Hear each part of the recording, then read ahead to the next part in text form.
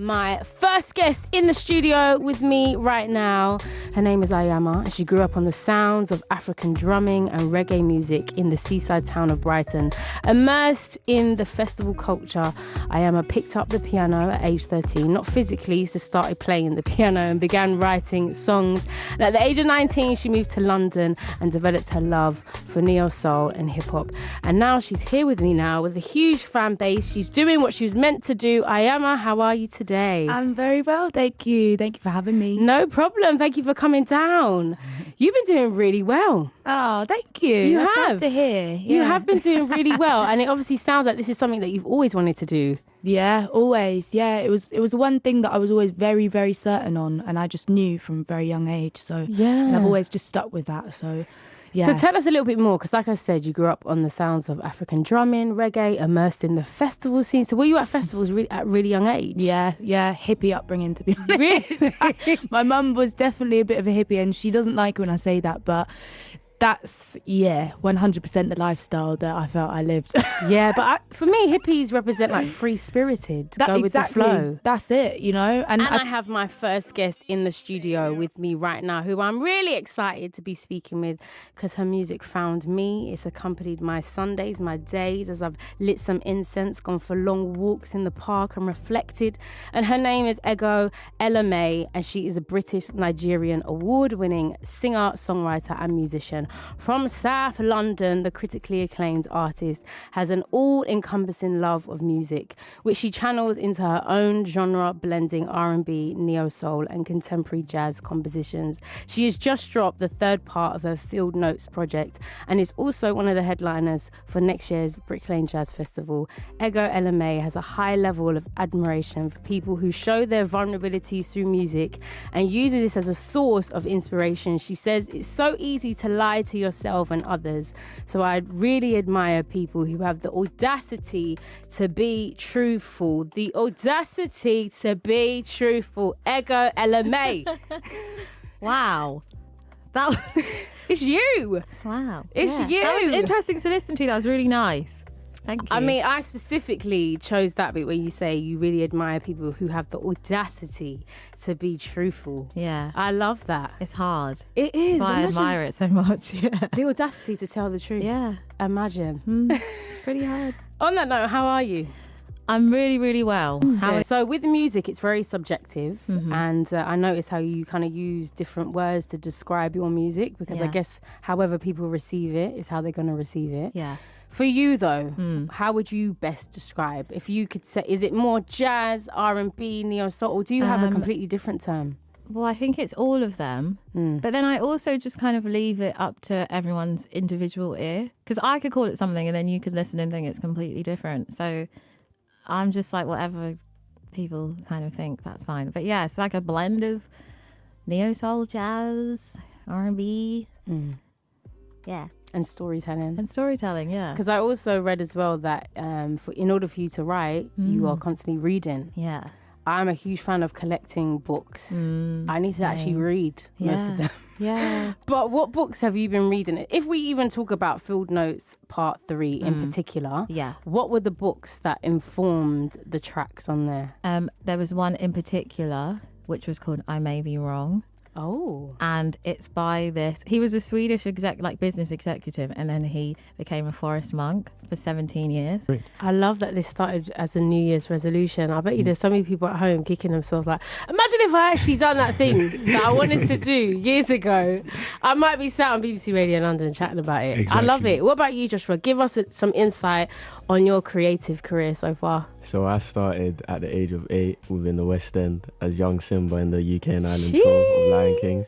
And then from there I transitioned to Matilda, then young Michael Jackson in Thriller Live. And then obviously puberty happened, so I had to be dropped from the West End at an unfortunate time. And then I remember when I was 16, I got my first role in a short film directed by Abraham Adeyemi called No More Wings, which is currently on YouTube with 2.5 million views, and it won Best Narrative Short Film in the Tribeca Film Festival in 2020. You came red. I love this. And now you're starring in Area Boy, directed by Iggy. I love this. Okay, right. So Iggy, take us right to the beginning. What was the thought, the question? I don't know, the image that sparked this idea for Area Boy? Yeah.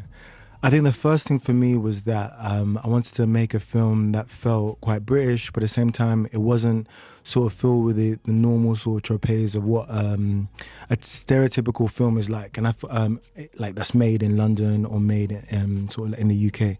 And the biggest thing that people have always used as a reference point is like one of the like most iconic and culturally relevant sort of TV shows, Top Boy. But I ultimately wanted to do something which is quite different, completely different, void of the like the use of sort of gang culture or like sort of like these ideas or what we normally kind of see, and do something which is quite fresh and new. And now you're receiving the fruits of this beautiful decision. Yeah. When you were in that section of your life, which is the book, I'm I like plugging what you again. did there. Yeah. What did you need more of that maybe you were like, I wish more people responded to me in that way? Because we don't know, I think, as a society and as a communal we, how to respond to someone that says, I was sectioned or I have schizophrenia. What are That's the a good responses that question. you needed Do you know then? what? I needed more people to share what they had been through. Obviously, people are doing it now, but at that time, because I thought I was alienated. I thought everyone was just perfect. Do you know what I mean? And you have been really transparent about your journey. I mean, Definitely. if you're following Shocker, then good. And if you're not, you should, because you Yeah. upload videos of your Yes. time when you were actually sectioned Yes. and all of that. What propelled you to do that then? Because it can feel like a very vulnerable time. Yeah. And there's a lot of stigma around being sectioned there is. and There is. diagnosis. And I'm African. I'm Nigerian as well. So We what don't country talk you about, from? well, I'm Caribbean, but It's the we same. don't talk about we these things. don't. And but that's the reason what gave me all the energy to want to do it, because I never had that person. So Which I think is beautiful. And I think, like you said, we are in a time now where we're more receptive to those Yes. questions. yes. So it's titled A Section of My Life. Mhm. What is this section of your life now called? Ooh, greatness. I like This this. is the greatness era. This is like the showtime. You know, like when you've been training for so long, and then someone says, you know, like how you just said we're on in. Know what I mean? Someone's like, yo, it's all that stuff you did. Yeah. Whether you're ready or not, it's time. Right, just so we get more context around why you decided to launch Raising Boys to Men. And I think actually just the why of everything is so important. Why did you want to share your parenting experience with the world? You know what? It wasn't necessarily my parenting experience. It was more my childhood experience. People, I wanted to also ask, right? So I'm not a parent. I'm not a co-parent. I'm obviously not a father.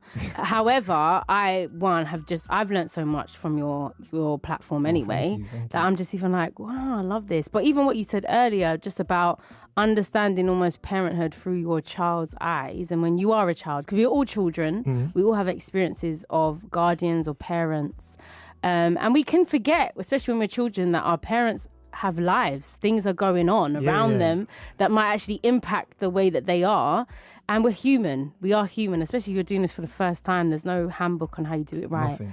So if we're talking about co-parenting, oftentimes it means two people were in a relationship and they're no longer in a relationship, and there might be heartbreak, which I think is very difficult to navigate. What advice would you give someone that maybe is just freshly come out of a relationship, but they have children with the person that they once were in love with, and maybe there's heartbreak involved there, there's anger, there's resentment, there's pain, there's hurt. What advice could you give them to help keep, I guess, the children's lives as stable as possible? I think it's so difficult because I've always said this. When you if me and you were in a relationship, and we broke up, no children involved. So I Came Home Late is the debut album. Yeah. Came out 1st of September. Can I ask, is there a link between We Tried? Yes. There is. Thank you. You're the only person that's got this. I was literally listening today and I was like, Amazing. there is a link here. Damn. I've cracked it. No, I'm actually so glad, because people will be like, oh, I came home late. But if you listen to We Tried, which is a high-tech production, and he licensed that song, but I had to change the name. And then almost taking yourself out of that culture, because it's like, I know for me growing up, I used to watch programs where they almost glorified getting drunk. Like, sorry, mum, but I used to watch programs and think, I can't wait to just go out, get drunk, tell the stories the next day. And then when you kind of stop for a moment, you realize that the alcohol is everywhere. Yeah. And it's like plastered everywhere. It's glorified everywhere. Coming out of that, what kind of new revelations did you have around just the society and the culture and on our relationship with alcohol? Yeah, I think probably how linked it is to absolutely everything. I remember something like that I realised was really weird is that we use the same thing for celebration that we do for commiseration. So alcohol is everywhere, from like a wedding to a funeral. Like, it's literally across the board. There are pretty much zero social occasions where alcohol is not kind of linked, especially I would say in the UK. And I just love the title as well, because it's just a reminder. Patience. And I feel like we're taught patience sometimes. I know, especially for me, in certain situations I'm in, and I'm getting angry and I'm getting agitated, and I'm like, do you know what? I'm being taught right now, patience. I just need to chill out. So when you see it in front of you, you're like, patience. When you have religious parents, they're just like, patience is a virtue all the time. But you're like, can you actually tell me what that means? You just keep saying the word virtue. I'm 4 years old. We're going to have some more information. I actually had to Google it once because I was like, I don't understand the term virtue. So What did it say? I can't remember. And so that's why I'm still learning what patience actually means. I'm still learning it. I've been asking all my guests, what is one piece of advice that you often give others that you know you need to take on board yourself? Do you have like something that you know you always say to your friends, or maybe you even always put it in your music, but you know the irony of it is, it's like, I need to take that advice. Yeah. I think every single song in this tape is basically that. Me being like, will you just chill out? You've got so much time. You're not even there yet. Like, will you just be kinder to yourself? Like, you're being so mean. And I would never let my friends speak to themselves like that. This is, so you were involved in the amazing project by Koji Radical, Reasons to Smile, that got nominated for a Mercury Prize, Brit Award. You've won a BAFTA with your work on Mood on BBC. Do you have a methodology to your work? Because I think of creatives and like, I know, for instance, I studied like drama and theatre and we studied all these different methodologies. Do you think you have one as a producer, like when you're in that room, that like, it's like, this is the way that I work and this is why it works so great? Or do you not, you just go with the flow? I'd be lying if I say I haven't gone with the flow. I think a lot of creators have just vibed it out and just, you know what I'm saying, and just wanted to see where it takes them. And I think it's also important to do that because you've got to be open to, you know, the powers that be and whatnot. So that's just how we cross paths. Yeah. And I mean, you've been going from heights to heights. And I even remember then the energy in the room when you were performing and just people so gassed to see your work. So let's just have a bit more, just a quick insight of why words, why storytelling, why poetry, why have you wanted to be the man with many words? That's so funny. Do you know what it is? I was born in Nigeria, right? So even when I arrived in England, English wasn't necessarily my kind of first point of call. So and I feel like that comes through in your debut book, Mannerism, because there are lyrics that are in it as well. Yeah. And even when, because I haven't finished reading it, and there's some I can't read because it's in Yoruba. Yeah. But I also love those as well. It's important. It's important, that one. Exactly. But I was also getting a real theme of just the power of words, and that's why I even said I feel like you're very intentional with words. You know the power of them. And even the words that can break us down, the words that can build us up. Yeah. I mean, it's all, even statements are in the book. Do you know what I mean? Where people might think that they're just saying flippant things, but they mean something. Yeah. So what were the words for you that were spoken to you that built you up during your career? Do you know what it is? I don't know if they're necessarily positive words, so to speak. Do you know, there's how do you break down do better? Definitely. And I think even when you're saying we, I'm feeling a cultural we, because I feel like there's definitely cultures that, I guess, compliments, they come in different forms. It comes from tough love. Do you know what I mean? And that's what I mean, and that is that kind of tough love is, which I absolutely get, but I think there's room for sensitivity, there's room for tenderness, there's room for, especially what I'm exploring in Mannerism in relation to black men specifically. Allocation of time for learning, I make sure there's allocation of time for friendship and family, because that kind of mix is very, very helpful for everyone. Because I'm not a big fan of hustle culture. Like, everything that's happening to me, happening to people around me that is real positive, it's come with grace. It's come with a grace of the stack of friendships you built, the stack of hours of people wanting to support and uplift you. Like even me being here on the station is because I didn't just come on the station once. Like I made sure to connect with you after. I connected with everyone who spoke about the stuff earlier in the year, to the point where when I'm doing the next thing, they're like, oh, what's up next? Like, can we talk? It's not, there's no big management or PR behind all of this. It's authentic relationships. And that comes from doing the things that's unscalable. And you can't do that if you're too spread thin. Yeah, you can't. And I think you mentioned it earlier, having those core values, and it always just going back to that and doesn't make sense. And sometimes your no is a not right now. You know what I mean? Exactly. Yeah. We're going to have to wrap up because I need to play a track before the news. But really quickly, we're going to play Break My Soul, Beyonce. I'm feeling that vibe now. You just given some great advice that I think everyone can take on board. So we've got to just, rejoice that afterwards. But before that, where do we go to find you, follow you? I feel like you need to list the many hats that you have. Yeah, I have different hats. So